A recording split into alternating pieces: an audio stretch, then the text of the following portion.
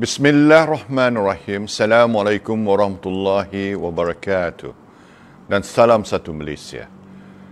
Kita bertemu lagi di Facebook Live saya ini. Saya harap saudara-saudari semua dalam keadaan sehat walafiat. Saudara-saudari, tahun ini kita meraihkan sambutan kemerdekaan kali ke-64 dan juga menandakan tahun ke-58 Sabah dan Sarawak bersama-sama kita sebagai sebuah negara Malaysia yang merdeka dan berdaulat. Sejak mencapai kemerdekaan, kita telah melalui pelbagai fasa pembangunan. Ada rancangan-rancangan Malaysia yang merangkumi dasar luar bandar, perumahan, infrastruktur, pengangkutan dan ekonomi secara menyeluruh.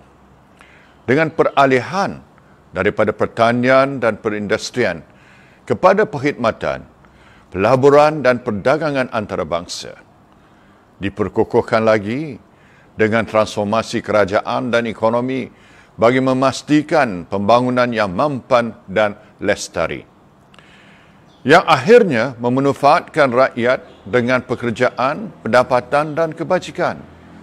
Sepanjang masa ini, Malaysia juga tidak terkecuali daripada pelbagai krisis global yang membawa kesan besar terhadap kuasa-kuasa besar dan pasaran-pasaran dunia sebagaimana yang kita lalui. Namun, impaknya terhadap Malaysia bersifat sementara dan kita mampu kembali ke landasan yang kukuh dan stabil. Kemajuan, kejayaan dan kemakmuran Malaysia ini bukan sekadar right place at the right time. Tidak ada juga ruang untuk percubaan atau trial and error. Fokus, perancangan rapi dan kepimpinan yang tepat amatlah penting dan diperlukan pada setiap masa. Saudara-saudari, sudah lebih setahun kita berdepan dengan pandemik COVID-19. Sepanjang masa ini, kita sering kali ketinggalan dari segi langkah-langkah yang menguruskan ancaman yang dihadapi.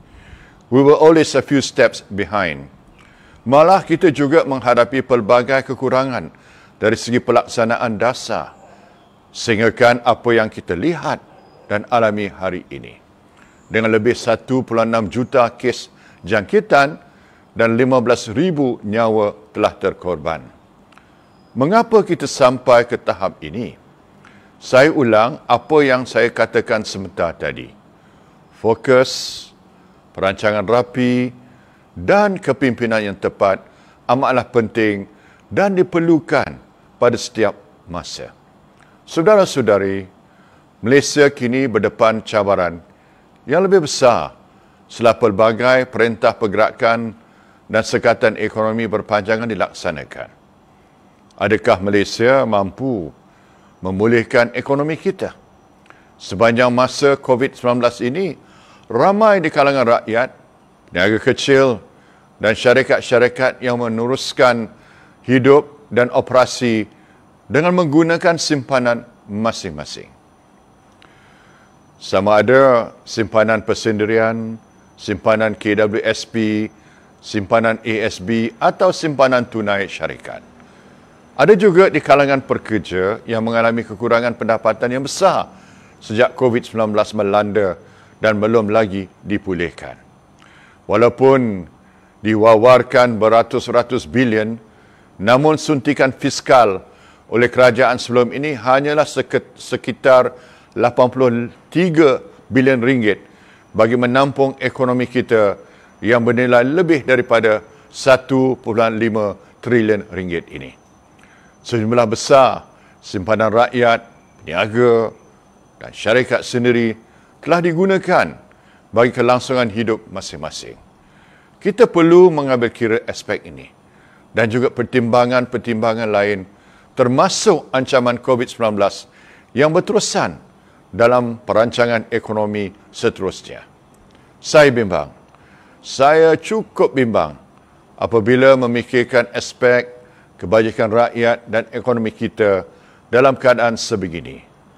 Malaysia menghadapi cabaran yang besar. Semoga dengan fokus, perancangan rapi dan kepimpinan yang tepat akan dapat memulihkan Malaysia, insya-Allah. Selamat menyambut Hari Kebangsaan.